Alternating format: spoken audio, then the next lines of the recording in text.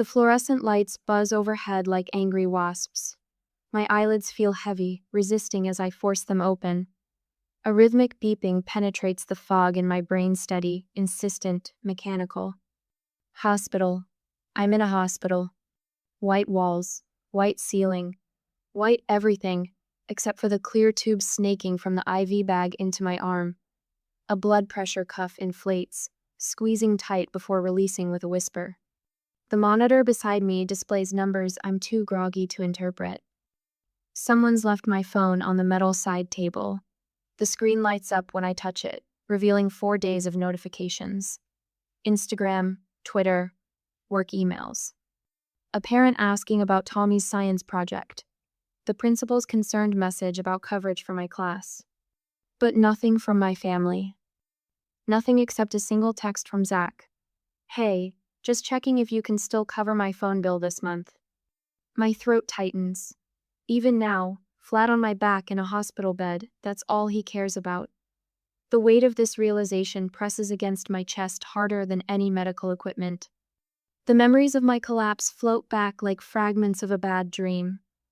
Standing before my third graders, drawing fraction diagrams on the whiteboard, the colored markers swimming before my eyes.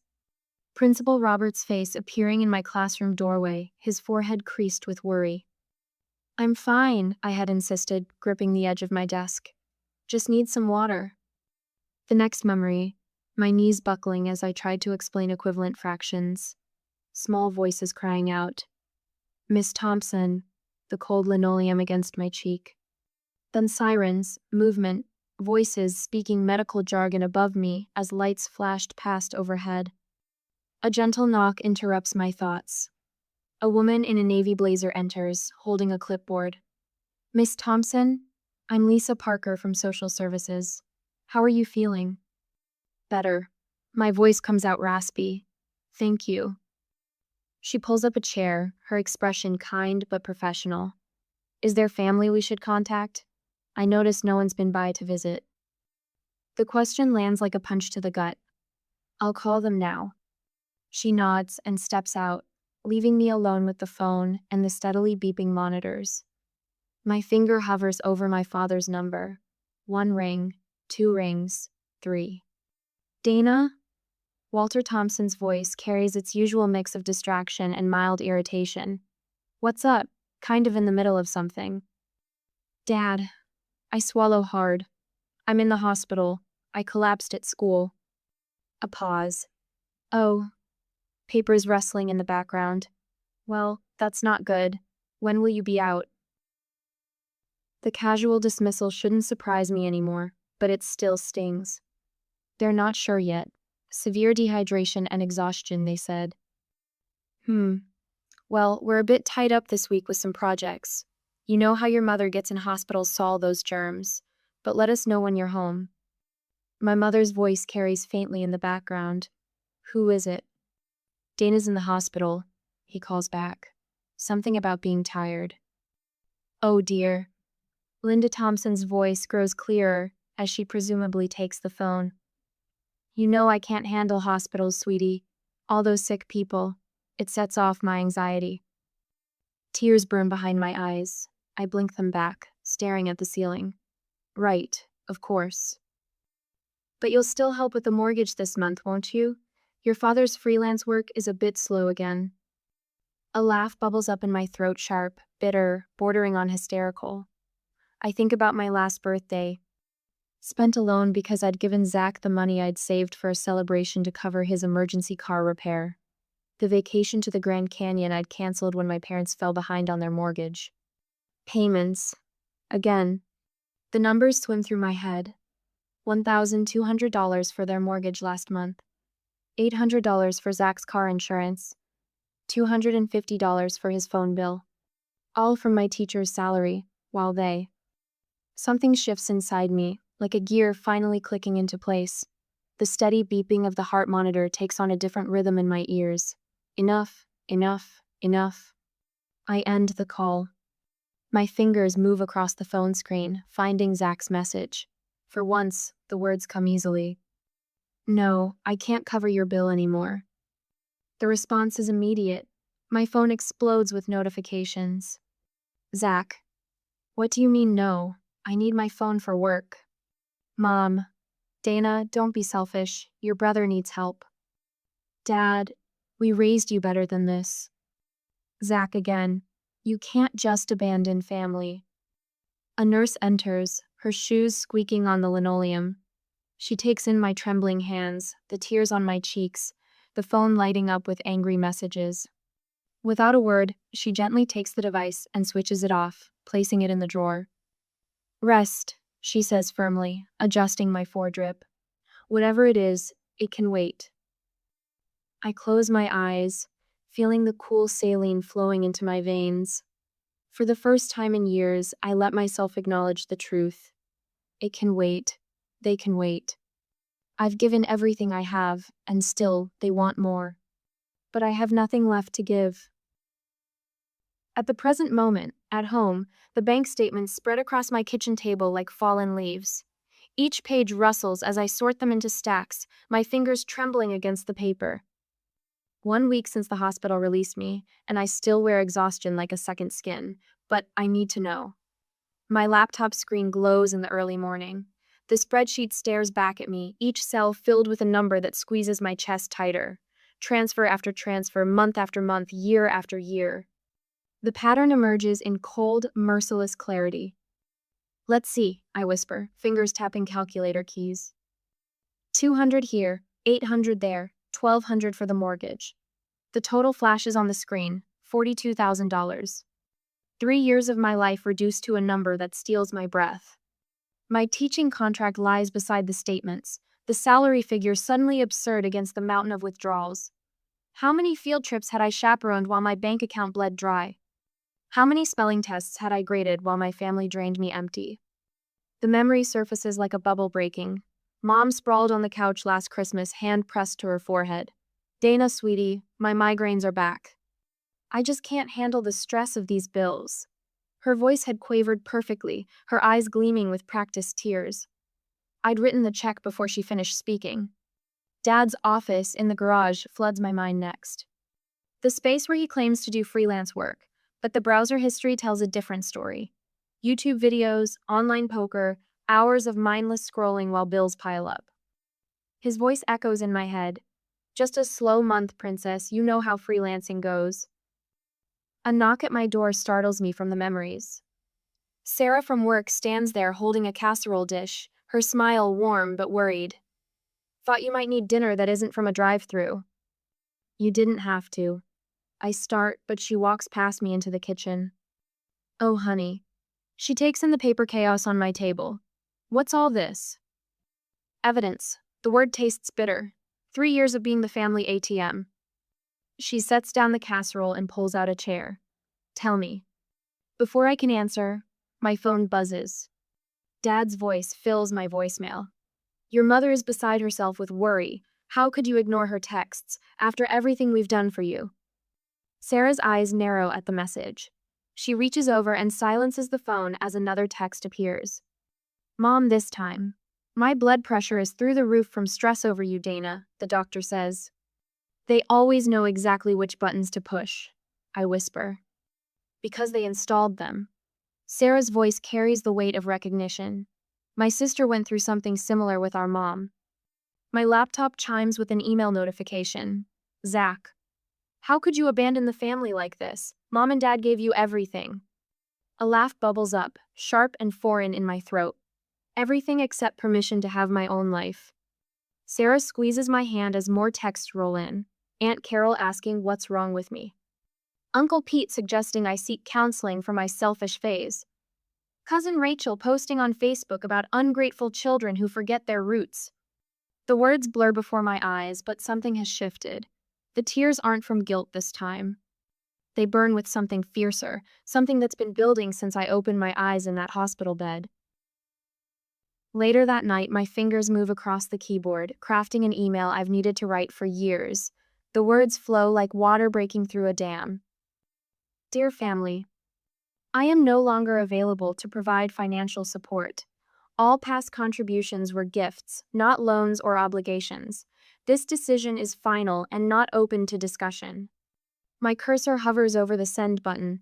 The familiar vice of guilt tightens around my throat, but Sarah's presence steadies me. One click. Done.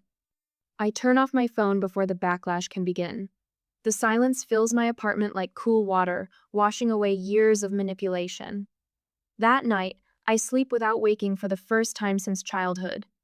Morning light streams through my window when I find the old photo album tucked away in my closet beneath a stack of unpaid medical bills. The pictures tell their own story. Thanksgiving, me in the kitchen while everyone eats. Christmas, me wrapping presents while mom directs from her sickbed. Birthday parties where I'm barely visible, always serving, always giving.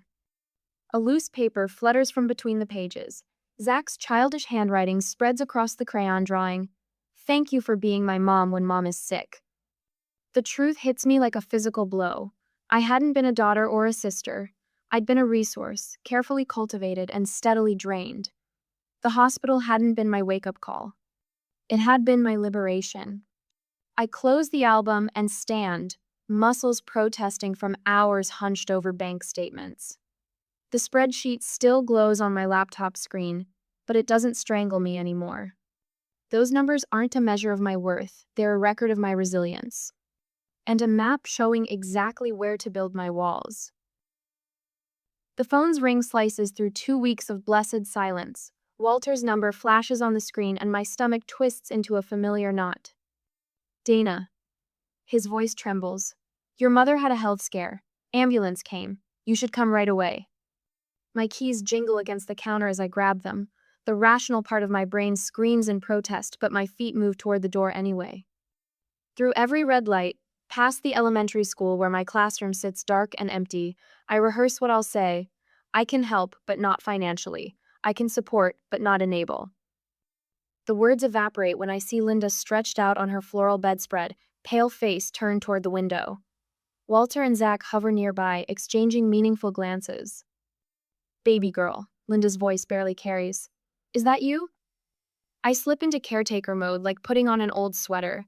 Within hours, I'm sorting medications, preparing soup, dusting surfaces that clearly haven't seen attention in weeks. The house smells stale, as if no one's opened a window since I left. Bills peek from drawers as I search for clean washcloths, past due notices, collection warnings. My fingers itch to write checks, to make the problems disappear like I always have. The old pattern wraps around me, comfortable as a noose. Just until she's better, Walter murmurs, watching me scrub dishes that have sat too long. You know how she gets when you're not here. The water runs scalding over my hands. Steam rises, carrying 20 years of similar conversations. Just until the mortgage catches up. Just until Zach finds a better job. Just until. On my third day back, I hear Zach's voice floating from the garage. The window above the sink lets his words drift in clear as bells. Work like a charm. She's back. His laugh carries no warmth. Mom should seriously go into acting. The plate in my hands doesn't shatter when it hits the bottom of the sink. It just sits there, sudsy and accusatory, while ice spreads through my chest. Behind me, Linda's slippered feet whisper across linoleum. I turn to find her moving with none of the weakness she'd shown moments ago when I'd brought her tea. She freezes, catching my eye. The mask of illness slips back into place, but too late. My phone feels heavy in my pocket. I pull it out, fingers trembling, as I text Sarah. They faked a medical emergency. The response comes instantly. Stay put. Coming to check on Linda. Sarah arrives 20 minutes later, all concerned smiles and medical expertise from her years as a school nurse. Her eyes telegraph support as she performs an unnecessarily thorough check of Linda's symptoms. My own salvation arrives in the form of a call from Principal Roberts. Sorry to bother you during family leave, but we have an urgent curriculum matter. I have to go, I announce, gathering my purse. School emergency. But your mother. Walter starts. The words that have lived in my throat for decades finally break free. Seems to be feeling much better. Linda's eyes narrow. The sharp calculation there confirms everything. Outside, Mrs. Bennett from upstairs waters her sidewalk plants. Oh, Dana, how's your mom? Saw her Friday looking great in the makeup aisle at Marshall's. Friday, the day of her episode. The walk back to my car stretches longer than usual. Each step feels like waking up from a decades-long dream. An hour later, St. Home, I spread bank statements across my kitchen table like a general planning battle strategy. Transfer records, text messages. Years of carefully documented withdrawals paired with convenient emergencies. The timeline emerges in neat columns. Mom's heart flutter equals down payment for Zach's car. Dad's back injury equals their property tax payment. The burst pipe that never existed equals 3 months of mortgage payments. My hands don't shake anymore as I write the formal letter. Words flow like water breaking through a dam. I am writing to document the pattern of financial exploitation and emotional manipulation that has characterized our relationship. Moving forward, I will no longer provide financial support of any kind. The late afternoon the next day, the sun paints my apartment in amber when I return to their house one last time. The letter sits in my bag, heavy as stone. Your mother needs her medication. Walter calls as I walk toward my car. $180. I close the car door with a soft click that echoes like thunder. The smile that crosses my lips feels foreign and wonderful. Through the windshield, I watch their faces shift from expectation to confusion to the first traces of fear. They've never seen this smile before. They have no idea what comes next. At the present, the morning sunlight streams through my apartment windows, casting warm pools across the hardwood floor. My spider plant stretches its leaves toward the light, thriving since I've had time to actually water it. 3 weeks of peace, of sleeping through the night, of remembering to eat breakfast. 3 weeks of... My phone buzzes, again and again. The screen lights up with a barrage of notifications, each one making my stomach clench tighter. Dana, how could you do this to your own mother? Aunt Meredith's text screams in all caps. Cousin Linda told me everything, writes Uncle Pete. We raised you better than this. You abandoned your mother after she nearly died? Another message from a family friend I haven't spoken to in years. I set my coffee mug down with trembling fingers and opened Facebook. Mother's latest post fills my screen, complete with a photo of her looking frail in a recliner, tissues scattered artfully around her. Never thought I'd see the day when my own daughter would abandon her family in our time of need. After all, we sacrificed to raise her, prayer warriors needed. The comments section overflows with sympathy. What a heartless daughter. Kids these days have no respect. Praying for you, Linda. My brother Zach has shared her post, adding his own twist. Created a GoFundMe for our family in crisis. My sister's abandonment has left our parents struggling. Please share. The campaign already has $2,000 in donations. I close my eyes, drawing in a deep breath. The air conditioning hums softly, grounding me in the present moment. When I open my eyes, I see my reflection in the window, shoulders straight, jaw set. Not the cowering daughter they expect me to be. Sarah arrives an hour later, laptop tucked under her arm. Ready to set the record straight? I nod, pulling out my own computer. More than ready. We spend the afternoon crafting my response. Not a rant, not a defense, just facts. I create a private Google Drive folder, methodically uploading years of bank statements. Each document tells its own story. $1,200 monthly mortgage payments to my parents. Car insurance payments for Zach. Medical bills I covered while they remodeled their kitchen. The folder grows. Screenshots of texts begging for money, each one labeled with the corresponding bank transfer. The recording of Zach's phone call in the garage. Mom should seriously go into acting. My therapist's formal letter documenting the pattern of financial abuse. Keep it simple. Sarah advises as I draft the email to the extended family. Let the evidence speak for itself. My fingers move across the keyboard. Dear family, I understand you've heard concerning things about my relationship with my parents. Rather than argue, I'd like to share some documentation with you. The attached folder contains bank records, communications, and other evidence that will provide context for my recent decisions. I ask only that you review these materials before making judgments. Best regards, Dana. Send. The responses trickle in slowly at first. Aunt Meredith calls within the hour, her voice thick with tears. Dana, honey, I had no idea, all these years. Uncle Pete's email arrives next. This is disturbing. I'm so sorry we jumped to conclusions. Mother's phone lights up my screen. I let it ring. A text from my father. Take down those lies immediately. Your mother is beside herself. Another from Zach. You're twisting everything. They'll never forgive you for this. But the tide has turned. In the following days, Mother's Facebook post disappears. The GoFundMe vanishes. Family friends send quiet messages of support. We suspected something wasn't right. You were always giving. Giving. Your mother's stories never quite added up. Through my living room window, I watch the sunset paint the sky in shades of pink and gold. My phone buzzes with a text from Aunt Caroline, Mother's sister. I've watched this dynamic for years, too afraid to speak up. You're braver than I ever was. A week later, Mother launches a video call offensive, her face tear-streaked as she begs family members to understand what our Dana has done to us. But in the background, tacked to their bulletin board, a notice peeks out. Final foreclosure warning. Their facade crumbles further when Zach's LinkedIn profile suddenly updates. Seeking new opportunities in sales. The certified letter arrives on a Tuesday morning. Law firm letterhead, my parents' names and the return address. I place it unopened on my desk, a quiet smile playing at my lips. They taught me well about family obligation, about doing the right thing, about standing firm in my convictions. I pick up my phone and dial the number Sarah recommended. Hello, this is Dana Thompson. I'd like to schedule a consultation with Miss Martinez regarding a family legal matter.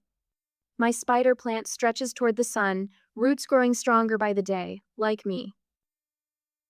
A week later, after the call to my lawyer, the coffee shop door chimes as I push it open.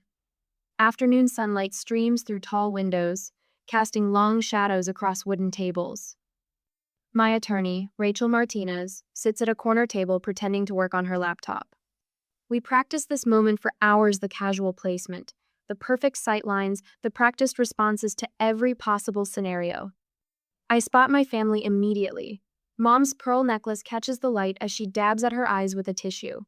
Dad's arms cross over his chest, his jaw set in that familiar stern disappointment. Zach slouches in his chair, phone face down on the table. Their attorney, a man with wire-rimmed glasses and thinning gray hair, arranges papers with careful precision. Dana, Mom's voice wavers. We've been so worried. I slide into the empty chair, setting my leather portfolio on the table. The weight of documentation inside steadies me, every bank statement, every text message, every recorded conversation carefully organized and flagged. Your mother hasn't slept. Dad leans forward. Her blood pressure. You've torn this family apart, Zach interrupts, his words rehearsed. We're here because family takes care of family. That's what we do. Their attorney clears his throat.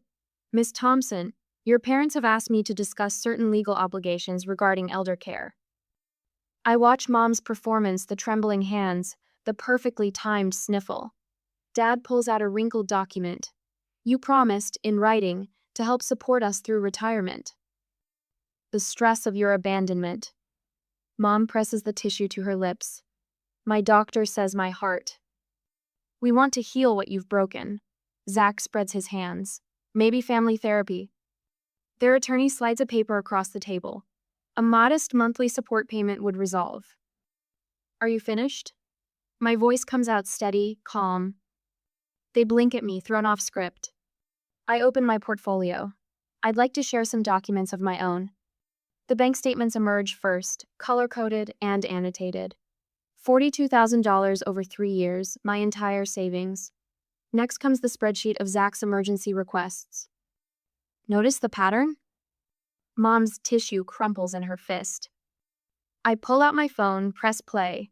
Zach's voice fills the air. Worked like a charm, she's back. Mom should seriously go into acting. Dad's face flushes. Now wait just a minute. Rachel appears at my shoulder, sliding her business card onto the table. I'm Dana's attorney. We've prepared a cease and desist regarding the recent defamation campaign. I lay out my medical records. Severe dehydration, exhaustion, collapse in front of my third-grade students. My hands don't shake anymore. My therapist's assessment of financial exploitation. My principal's statement about the impact on my work. Mom's mask slips. Calculation replaces grief in her eyes. I was your daughter, I say softly, not your bank account. Dad's chair scrapes back. You ungrateful. Rachel raises her hand. Mr. Thompson, I strongly advise against threats. I continue as if he hadn't spoken. No contact for 1 year, minimum. All previous financial support is considered gifts. No further assistance will be provided. My voice strengthens. Any harassment or defamation will result in immediate legal action. Dad's face darkens to scarlet. He opens his mouth, but Rachel's presence stops whatever he planned to say. Zach glances between our parents, watching their carefully constructed world crumble. For the first time, he looks uncertain. I stand, and something shifts in the air. I'm no longer the little girl who needed their approval. No longer the teenager who sacrificed everything to keep peace. No longer the woman who emptied her bank account at every crisis. I hope someday you'll see me as your daughter. I say, not your provider. The silence holds as I walk away, my footsteps steady on the hardwood floor.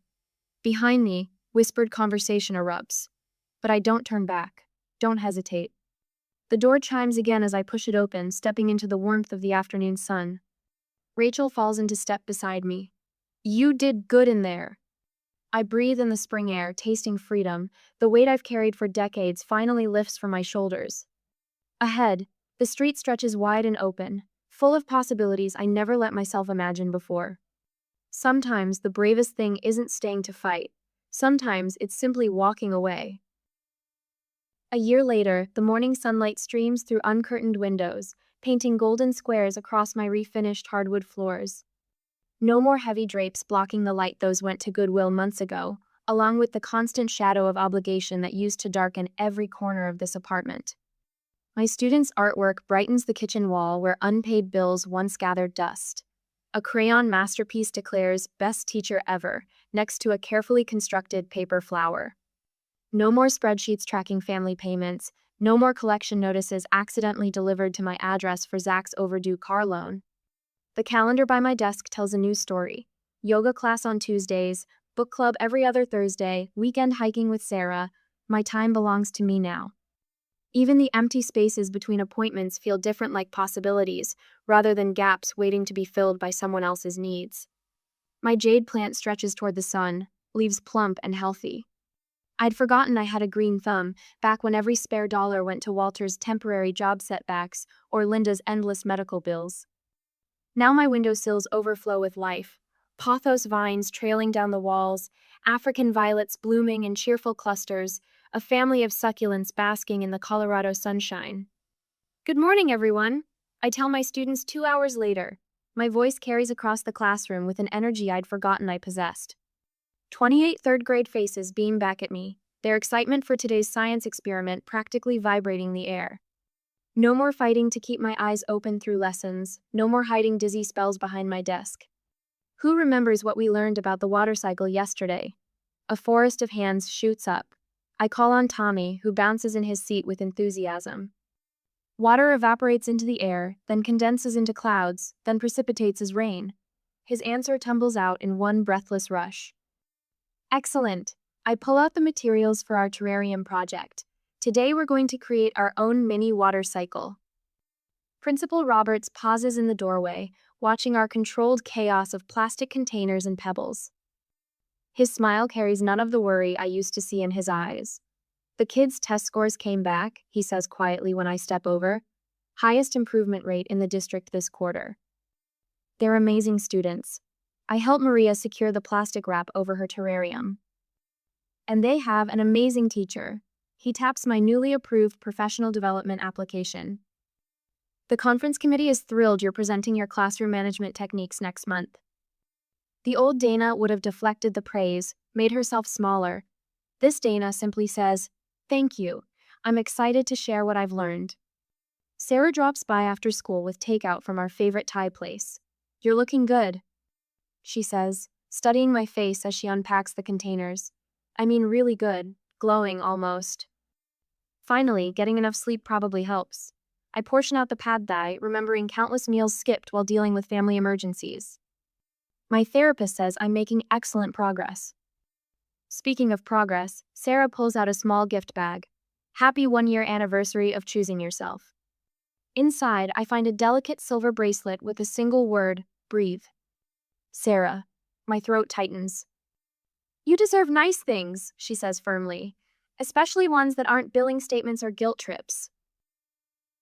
Later that evening, I spot Jenny, our newest hire, slumped at her desk looking exactly like I used tog grading papers with shaking hands, dark circles under her eyes. Rough day? I perch on the edge of her desk. She jumps, trying to hide her red-rimmed eyes. Oh, I'm fine, just staying late to finish these. And my mom needs help with her mortgage, and my sister's car broke down, and… Jenny, I gentle my voice. Can I share something I learned the hard way? She nods, twisting a tissue between her fingers. You can't pour from an empty cup. Setting boundaries isn't selfish, it's necessary. I tell her about my collapse, the hospital, the years of putting everyone else first. I can recommend an excellent therapist if you'd like, one who specializes in family dynamics. But they're family, she whispers. Aren't we supposed to help family? Yes, but not at the cost of destroying ourselves. I share my folder of resources on financial abuse and emotional manipulation. Read these when you're ready, and my door is always open. The gratitude in her eyes reminds me of my own first steps toward freedom. Through the teacher's lounge grapevine, I hear bits and pieces about my family. The house finally sold foreclosure. Walter stocking shelves at Home Depot, Linda folding sweaters at Macy's B. Zach moved to Pueblo, working entry-level at an insurance company. Sometimes I catch myself reaching for my phone to rescue them, but the impulse grows weaker each time. The evening settles around me like a comfortable blanket as I curl up in my reading nook. Another change I made to the apartment, carving out this space that's purely mine. The novel in my lap is one I've been meaning to read for years, back when every spare moment belonged to someone else's crisis. My phone buzzes. Zach's name appears on the screen for the first time in months. I think I understand now. I'm sorry. The words shimmer on the display as I consider my response. No demands for money follow, no guilt trips about family loyalty, just those 7 words hanging in the digital space between us. I think of the journal entry I wrote this morning. Sometimes the bravest thing isn't staying, it's walking away. Today, I choose myself. My fingers move across the screen, typing a response as simple and clean as my newly peaceful life. Thank you for that. I hope you're well. No promises of reconciliation. No rushing back to old patterns. Just acknowledgement, and the space to let whatever comes next unfold in its own time. The setting sun paints my walls in shades of amber and rose, so different from the harsh fluorescent glare of that hospital room where this journey began.